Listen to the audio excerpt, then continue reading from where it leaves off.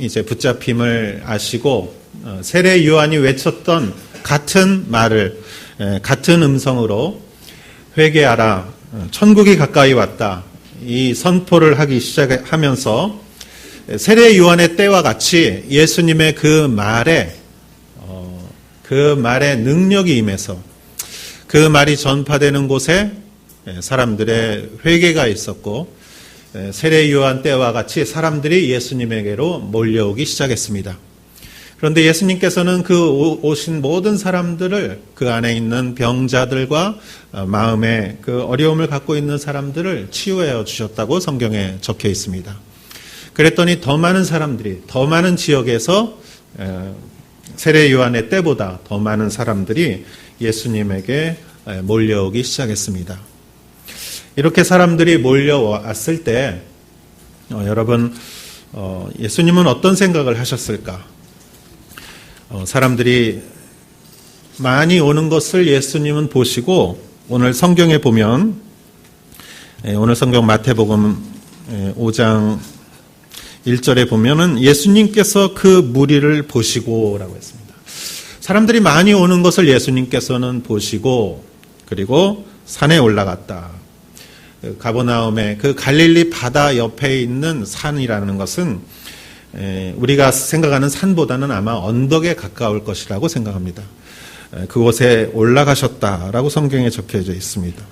그랬더니 예수님이 산에 올라가 앉으셨더니 제자들이 나왔다라고 이렇게 말하고 있습니다. 그래서 우리는 여기서 무리들이 몰려왔는데 예수님 곁에 앉은 것은 제자들이었다라는 것이죠. 아마 제자들도 있었고 무리들도 있었고, 무리라는 것은 예수님의 소문을 듣고 한번 보고자 해서 온 사람이고, 제자라는 사람들은 예수님을 보고 예수님에게 자기의 생애를 바치고 예수님의 가르침을 따르기로 결심한 사람들이죠. 그래서 아마 예수님께서 그 산에 앉으셨고 그 언덕에 앉으셨을 때 제자들은 아마 더 가까이 왔을 거예요. 가까운 곳에 이렇게 앉았고, 아마 무리라고 이렇게 생각하는, 제자와 무리를 확실히 나눌 수 없지만 무리에 가까운 사람들은 아마 조금 멀리 이렇게 앉아 있지 않았을까, 그렇게 생각합니다.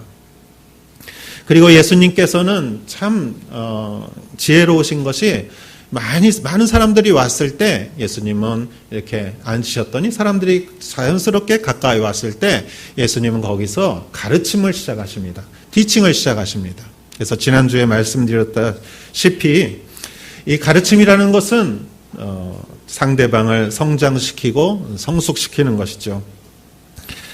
그리고 그 사람에게 꿈을 갖게 하는 것이죠. 지난주에 보여드렸던 헬렌 켈러의 영상을 보면 말하지 못하고 듣지 못하고 보지 못하는 그런 완전히 외부 세계와 그 접촉점이 없는 그 헬렌 켈러를 설리반 선생님이 언어를 가르쳤을 때 그 아이는 마치 동물과 같은 그런 본성으로 사는 아이가 글을 가르쳤을 때 그 아이는 이제 지성이 깨어나고 그 아이의 마음속에 꿈이 시작되고 인간의 말을 하게 되고 자기의 표현을 하게 되고, 그렇게 해서 그 헬렌 켈러는 참 존경받는 인물이 된 것이죠. 여러분, 가르침이란 얼마나 소중하고 훌륭한 것인지.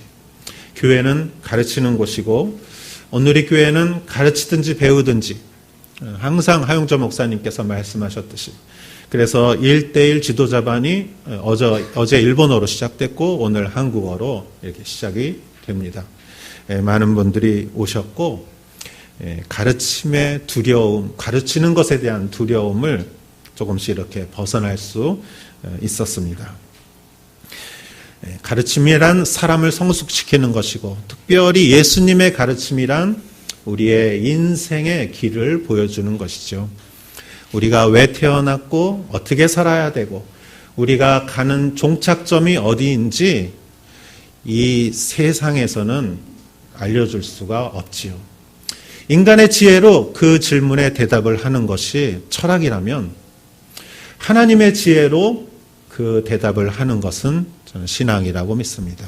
신앙의 가르침은 우리의 인생의 출발점과 종착점과 우리의 인생이 어떻게 나아가야 할지 가르쳐 주는 것이고, 예수님은 성경을 통하여서 그러한 가르침을 우리에게 가르쳐 주었습니다.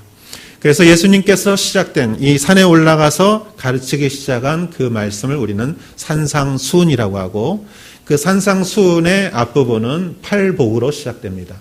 그래서 오늘 팔복의 말씀이 나오는데, 그 중에 오늘은 3가지에 관해서 살펴보면서 또 여러분 안에 축복이 있으시길 축원합니다. 우리 3절의 말씀을 같이 한번 보도록 하겠습니다. 시작. 심령이 가난한 자는 복이 있나니 천국이 그들의 것이며. 예수님께서 입을 열어 하신 첫 말씀이 심령이 가난한 자는 복이 있나니 천국이 그들의 것이며. 먼저 우리가 팔복을 보기 전에 좀 전제적으로 팔복에 대해서 우리가 생각해야 될 것은, 먼저 예수님께서 이 말씀과 이 가르침은 무리들에게, 대중들에게 하셨다기보다는 예수님은 제자들에게 하신 것이다 라고 생각합니다.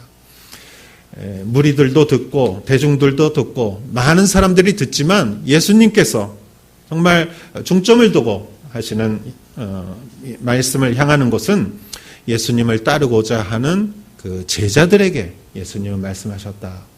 우리는 그렇게 봐야 할 것이고, 두 번째는 예수님께서 팔복에 관해서 말씀하시면서 마음이 가난한 자, 애통하는 자, 온유한 자 이렇게 말씀하시지만, 이 8가지는 다 관계가 있다라고 이렇게 보셔야 할 것 같습니다.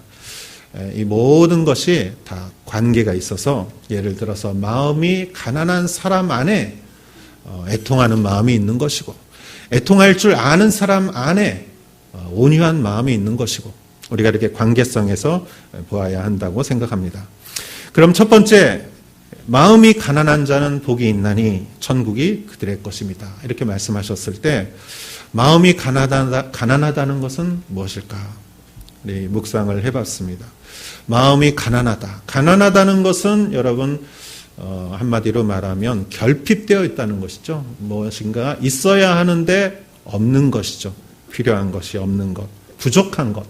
그것을 우리는 가난하다고 말하죠. 어떻게 채워져 있는 상태가 아니라 어떻게 공허하고 이렇게 비워져 있는 것을 우리는 가난하다고 이렇게 표현을 합니다. 그런데 심령이 가난하다고 했으니, 여러분 심령이 가난한 것이 무엇일까? 묵상을 해봤습니다. 심령이 가난하다는 것은 무엇일까? 심령이 가난하려면 어떻게 해야 될까?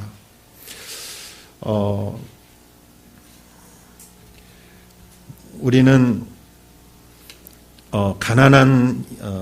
심령이 가난한 사람의 예를 제가 성경에서 한번 찾아보다가, 제가 좋아하는 성경이 한 구절 있는데, 누가복음 5장 8절 말씀을 한번 좀 보도록 하겠습니다. 5장 8절 말씀 같이 한번 읽어보겠습니다. 시작. 시몬 베드로가 이를 보고 예수의 무릎 아래 엎드려 가로되, 주여 나를 떠나소서, 나는 죄인이로소이다 하고 하미니. 여러분, 이 말씀을 여러분들은 잘 아실 겁니다. 이 말씀의 배경은 예수님께서 게네사렛 호숫가에서 베드로의 배를 빌려서 그 배에 앉으셔서 그 물가에 앉은 사람들에게 가르침을 주셨을 때, 베드로는 그 옆에서 그물을 씻고 있었다라고 성경이 말하고 있습니다.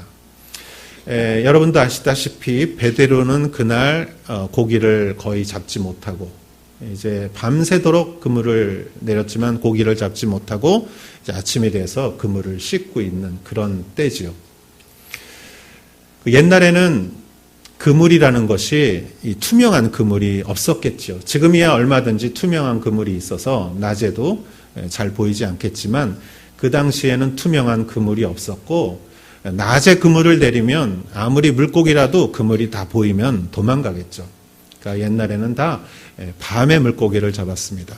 베드로는 그 밤새 물고기를 잡았지만 물고기가 잡히지 않아서 굉장히 낭망했고 피곤했고, 마음속에 좀 쓴 마음이 있었을 거예요. 그물을 씻고 있는데 예수님께서 배를 빌려달라고 하니까 전성이 이렇게 착한 분이셨겠죠. 배를 쓰라고 이렇게 하면서 예수님이 말씀하실 때 이렇게 옆에서 그물 씻으면서 혹시 내가 베드로라면은 어떻게 했을까 생각해보면 예수님 하는 말씀을 이렇게 옆귀로 들으면서 좋은 말씀이긴 한데 베드로의 기분은 좋지 않았을 거예요. 하나도 고기를 잡지 못했기 때문에. 그러면서 조금 심했다면은 베드로 마음속에 저 사람들은 참 팔자도 좋다. 이 시간에 저렇게 앉아서 가만히 앉아서 얘기만 듣고 나는 이게 뭐야 이게 밤새도록 일하고 아무것도 얻지 못하고 이렇게 자기와 저 사람들을 비교하면서 이렇게 마음에 좀 쓴 마음을 갖고 있었을지 모릅니다. 그런데 말씀이 끝나자 예수님이 베드로를 쳐다보면서 이제까지 군중을 향했던 예수님의 시선이 자신을 향하면서 나를 상대해 주기 시작하면서 예수님이 깊은 데에 그물을 내리라고 말했을 때 베드로는 도저히 이 시간에 저기서 고기가 잡힐 리가 없지만 말씀이니까 순종해서 한번 내려보겠습니다 하고 그물을 내렸더니 엄청난 고기가 잡혔죠. 성경에서.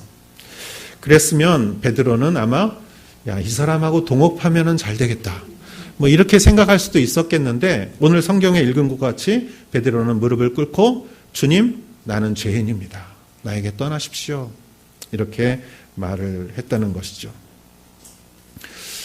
마치 예수님의 빛을 본 순간에 자신의 어둠 속에 있는 그러한 더러움과 죄악됨이 보여서 그는 예수님 앞에 이렇게 말했는지 모릅니다. 우리 삶 속에도 여러분 이런 베드로와 같은 상황이 너무나 많지 않습니까? 우리의 삶에 얼마나 많은 것들이 사실 필요합니까? 우리가 특별한 경우가 아니면 그렇게 욕심내고 사치하고 허황된 꿈을 꾸는 것은 아니지만 우리에게는 필요한 것들이 많이 있죠. 우리가 많은 관심을 가지고 우리 자녀에 대해서 관심을 가지고 그 아이들이 잘 공부를 잘하기를 원하고 친구들과 잘 지내기를 원하고 건강하게 자라기를 원하고 우리도 또 재정에 관해서도 우리가 필요한 것을 쓸 수 있고 될 수 있으면 어느 정도 남아서 저축할 수 있었으면 하는 마음은 누구나 갖고 있는 것이죠. 누구와도 좋은 인간관계를 갖고 사람들과 만날 때마다 재미있고 즐겁고 그런 시간을 보내는 것이 우리들 마음속엔 있고 우리가 일하는 일터에서도 우리가 남보다 그래도 두드러지고 성적을 내고 그래서 신뢰를 받아서 이렇게 승진도 하고 남보다 이렇게 잘하기를 원하는 그러한 마음이 우리에겐 있습니다. 그리고 이러한 것들에 대해서 우리가 기도하는 것은 결코 그것은 나쁘다고 할 수 없는 것이고 오히려 그것을 가지고 기도하는 것은 참 소중한 것이죠. 우리가 주님께 우리가 강청하는 그러한 바라는 기도를 드리는 것은 참 소중한 것입니다. 그런데 이상하게 참 이상합니다. 우리가 하나님 앞에 기도하고 다가가면 다가갈수록 이상하게 우리의 기도가 바뀌어요. 여러분 하박국 선지자의 그 기도를 여러분 우리는 알지 않습니까?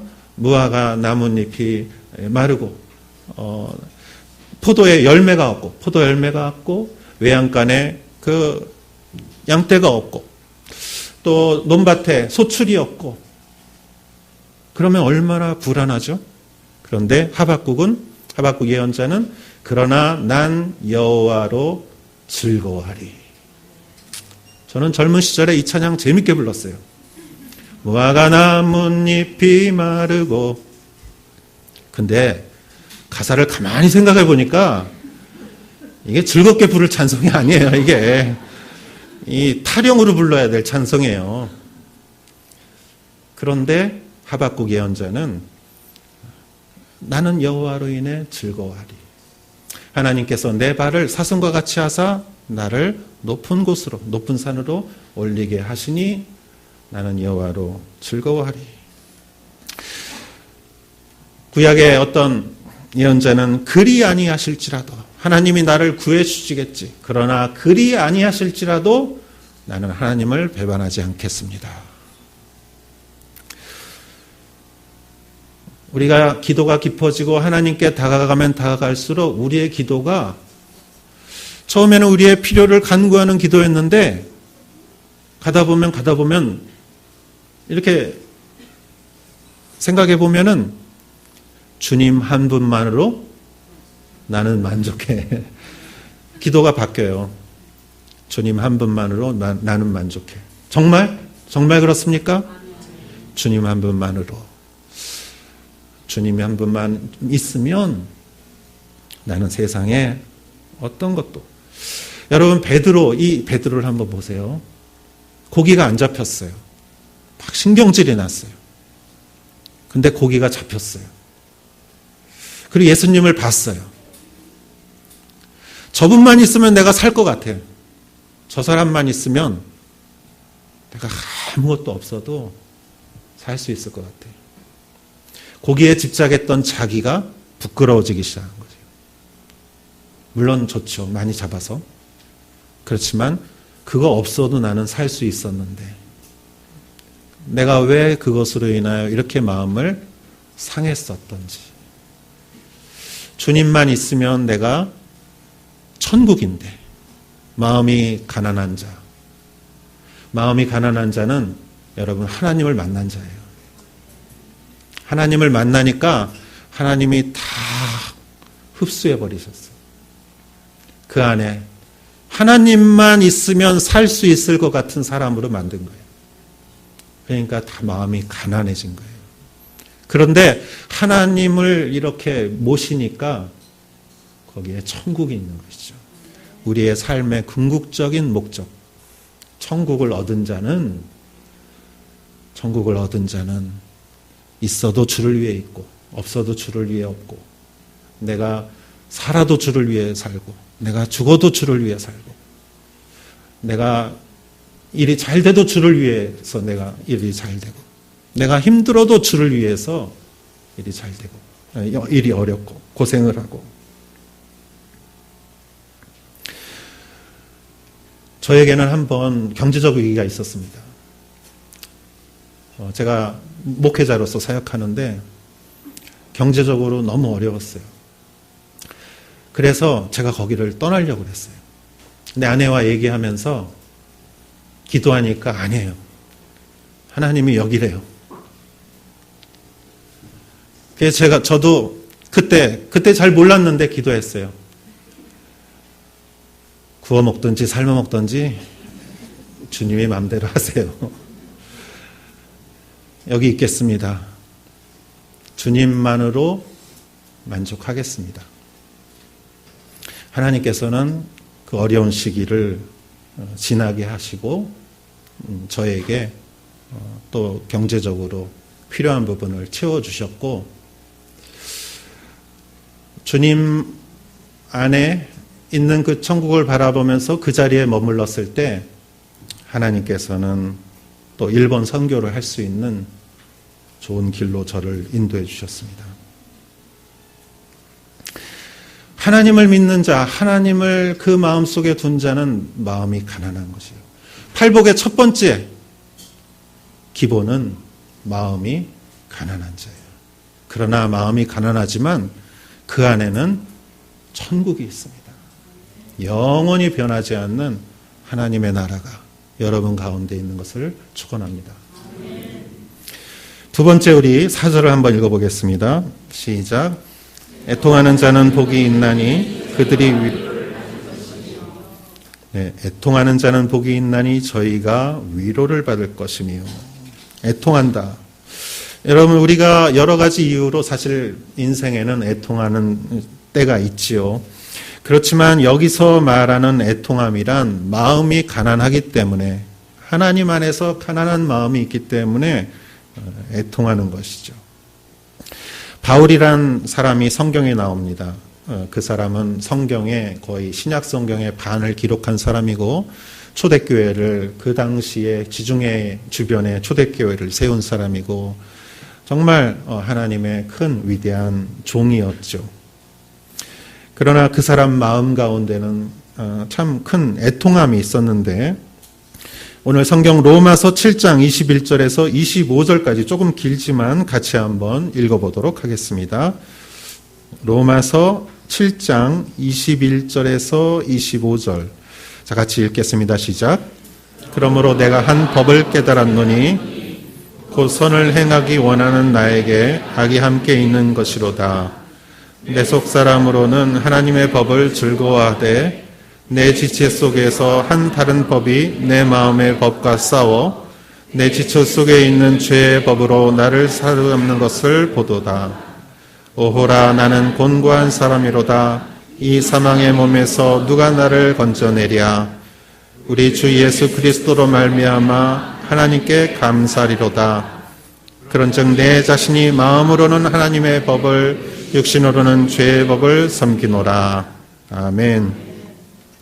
이 바울이란 사람은 하나님을 알았지만 예수님을 처음에는 몰랐고 그래서 박해를 했던 사람이죠.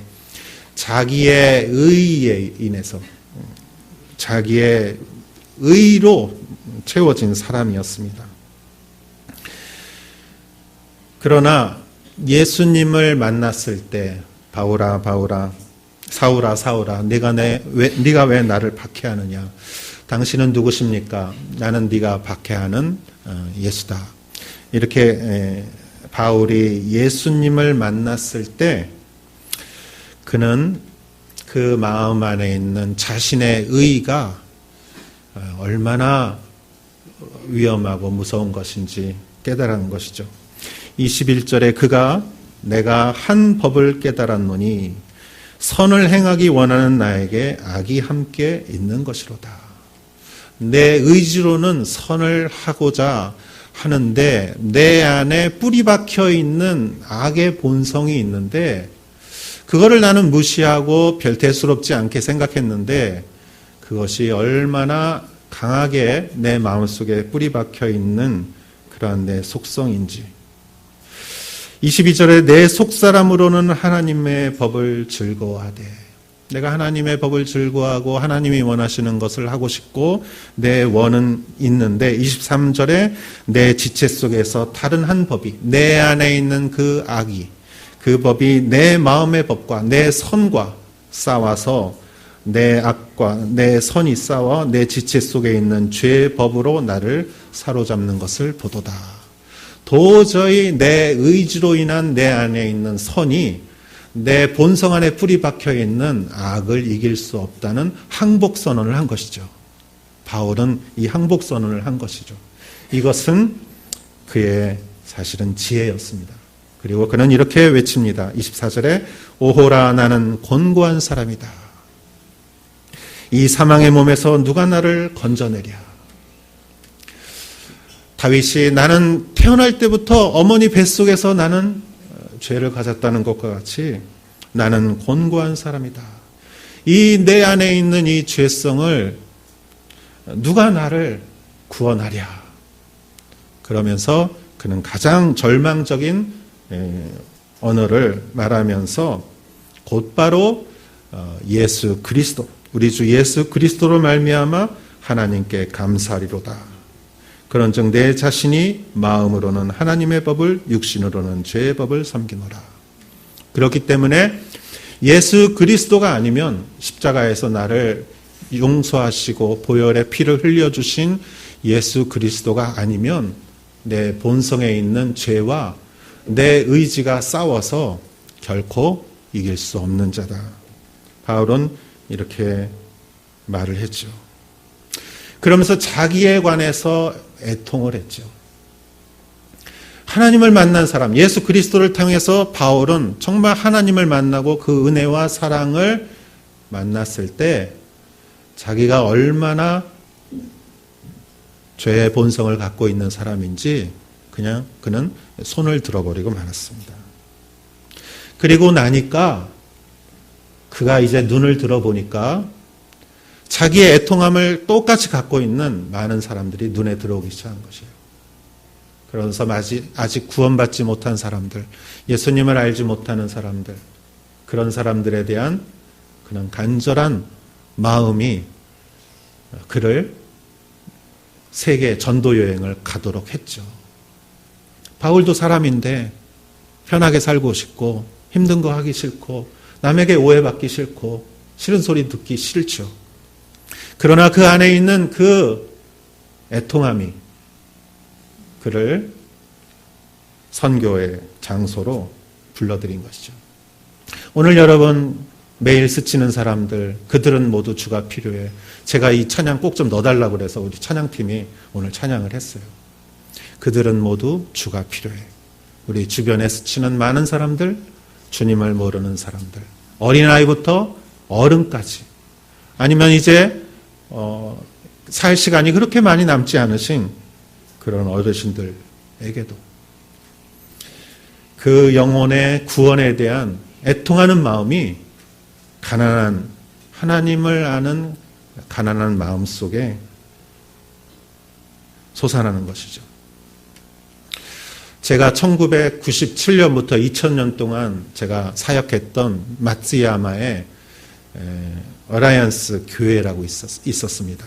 제가 3년 동안 그곳을 사역했는데 정말 좋은 교회고 큰 교회고 일본에서 제가 그곳에서 참 귀하게 사역을 할 수 있었는데 그 교회를 세운 분이 미스 프란시스라는 미국인 선교사님이십니다. 여자분 선교사님인데 평생을 독신으로 사셔서 항상 그 이름 앞에 미스라는 이름을 붙여서 미스 프란시스라는 그 선교사님이 일본에 오시게 된 계기를 책에다 썼는데, 지금부터 150년 이상 전에 그 일본에 초창기에 왔던 미국 선교사님들이 여기서 선교 활동을 하면서 미국에 돌아가서 선교 보고를 하면서 일본에 대해서 이렇게 이야기를 하면서 보여주면서 설명하면서 누가 일본에 갈 사람이 없습니까? 선교사님들이 그렇게 눈물로 간구를 했을 때 그 프란시스 선교사님의 어머니가 그 독실한 크리스찬이셨고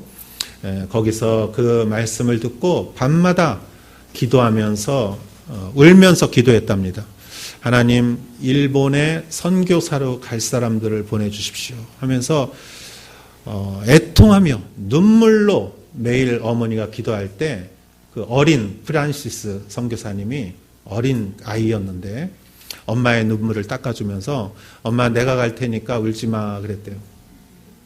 그리고 그 엄마의 애통하는 마음이 그 딸에게 전해졌고 그 딸이 29세가 되었을 때 일본에 선교사로 오셨고 전쟁 속에서 고생하시고 60년 이상 교회를 이렇게 돌보시고 그 교회에 제가 가서 훗날 교회에서 제가 사역을 했습니다.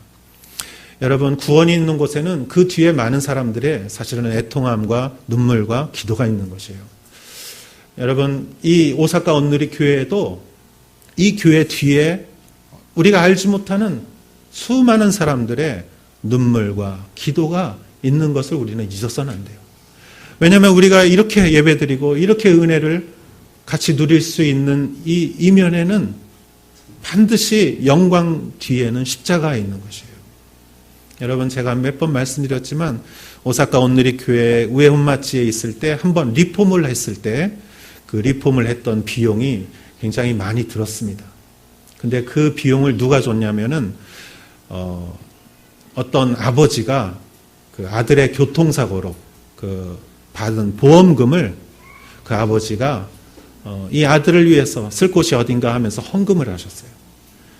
그래서 아들을 입은 아버지의 그 보험금의 헌금으로 우리가 리폼을 했던 것이에요. 여러분, 얼마나 많은 사람들의 눈물과 애통함이 이곳에 있는가. 그러나 여러분, 애통하는 자는 복이 있습니다. 저는 여러분이 우리가 애통하는 자가 되기를 축원합니다. 우리가 잃어버린 영혼들을 보면서 눈물을 흘리는 자가 되기를 바라고, 여러분, 우리가 선교지를 위해서 기도하는 자가 되길 바라고, 여러분, 그럴 때 복이 있습니다. 왜냐? 위로를 받기 때문에. 누가 위로합니까? 자녀가 위로합니다. 여러분, 자녀한테 위로받는 부모는 얼마나 행복한 부모입니까? 여러분들 자녀들이 입으로 한마디 하는 위로가, 부모님이 눈물을 흘리며 기도할 때 자녀가 휴지로 눈물을 닦아주는 그러한 부모는 얼마나 행복한 부모시겠어요.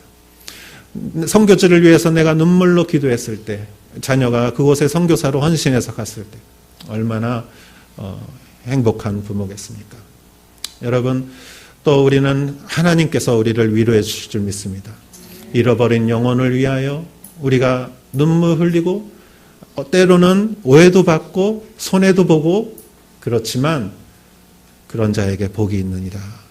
하나님께서 여러분을 하늘의 위로로 여러분을 채워주실 줄 믿습니다.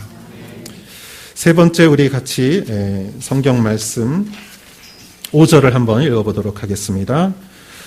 온유한 자는 복이 있나니 그들이 이 땅을 기업으로 받을 것이며. 아멘. 자, 하나님을 믿음으로, 예수님을 믿음으로 그 사랑의 하나님이 내 안에 있을 때, 그 내 안의 마음이 가난한 자가, 또 그 영혼을 보고 애통하는 마음을 가진 자가 갖는 인격의 특성은 온유함입니다. 온유함이라는 것은 우리가 가장 효과적인 방법이 있지만 그 방법이 좋지 않을 때는 그걸 쓰지 않는 사람이에요. 여러분, 내가 나한테 이렇게 좀 힘들게 하는 사람한테 한마디 해줄 때 그 사람이 꼼짝 못하고 다시는 그런 소리 안 하게 해줄 수도 있죠. 그러나 그렇게 말 안 하고 이렇게 부드럽게, 오히려 친절하게 말할 수 있는 것이 온유죠. 성경에는 온유한 인물로서 모세를 꼽을 수 있습니다. 민수기 12장 1절에서 3절 말씀 한번 보도록 하겠습니다. 시작. 모세가 구스 여자를 취하였더니 그 구스 여자를 취하였으므로 미리암과 아론이 모세를 비방하니라. 그들이 이르되 여호와께서 모세와만 말씀하셨느냐 우리와도 말씀하지 아니하셨느냐 하매 여호와께서 이 말을 들으셨더라. 이 사람 모세는 온유함이 지면의 모든 사람보다 더하더라. 3절에 모세는 온유함이 지면의 모든 사람보다 더하더라. 모세는 젊은 시절에 자기 민족을 위해서 이집트 사람을 죽였던 사람이에요. 살인을 할 만큼 혈기등등한 그런 사람이었는데 광야 속에서 그 결혼으로 인해서 누나와 모세의 형 미리암과 아론이 모세를 비난했어요. 너만 잘났냐? 너만 하나님의 음성을 듣냐? 우리들도 듣는다. 그랬을 때 하나님께서 그 두 사람에게 문둥병이 내리게 하셨지만 모세는 그 두 사람을 위해서 또 이렇게 기도했어요. 낫게 해달라고. 그러면서 모세는 온유함이 지면의 모든 사람보다 승하니라. 이렇게 성경은 말하고 있습니다. 젊은 시절의 모세는 자기의 목적을 위해서는 폭력을 사용했어요. 가장 효과적이라고 생각하면 그것이 무엇이든지 그것을 사용했습니다.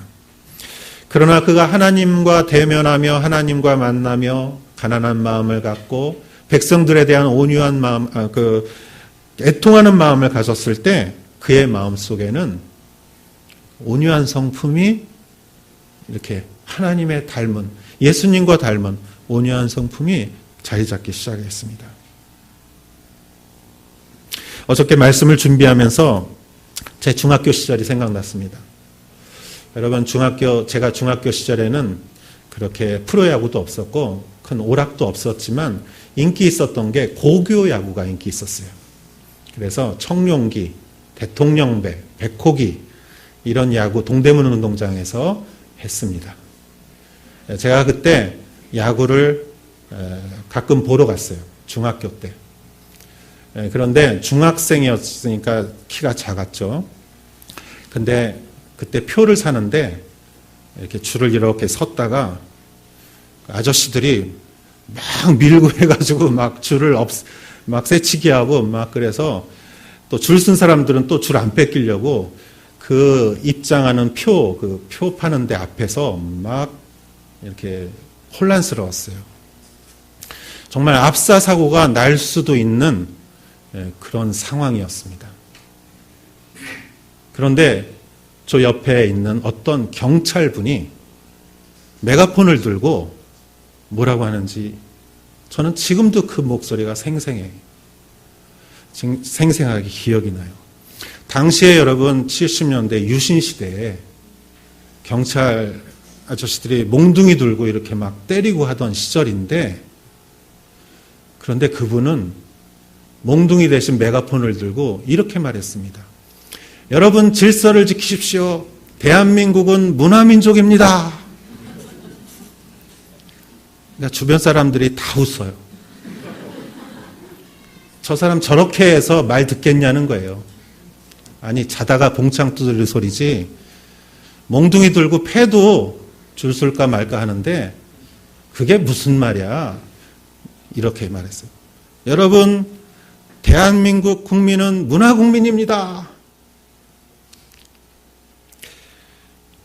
근데 저는 지금 생각해 보면 그게 온유라고 생각해요.